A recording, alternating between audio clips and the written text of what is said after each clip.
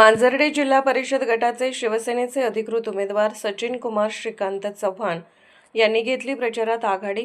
त्यांनी आरवडे, मांजर्डे, हातनूर व वाडी वस्तीवर मतदारांच्या गाठीभेटी घेऊन मतदान करण्याचे केले आवाहन। यावेळी जनतेतून त्यांना उत्स्फूर्त प्रतिसाद मिळत आहे।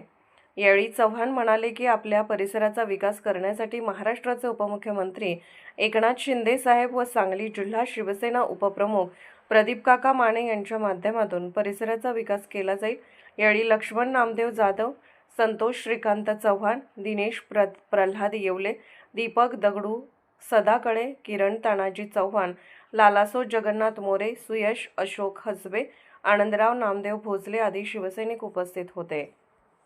मी सचिन कुमार श्रीकांत चव्हाण, राहणार आरवडे, सांगली जिल्हा परिषद 2026 निवडणुकीमध्ये मांजर्डे जिल्हा परिषद गटातून अर्ज भरलेला आहे। स्वर्गीय बाळासाहेब ठाकरे, श्री आनंद दिघे साहेब व उपमुख्यमंत्री एकनाथ शिंदे साहेब यांचे हात बळकट करण्यासाठी मी ही निवडणूक लढवत आहे। मी एक सर्वसामान्य कुटुंबातून असून माझे राजकीय पाठबळ काही नाही।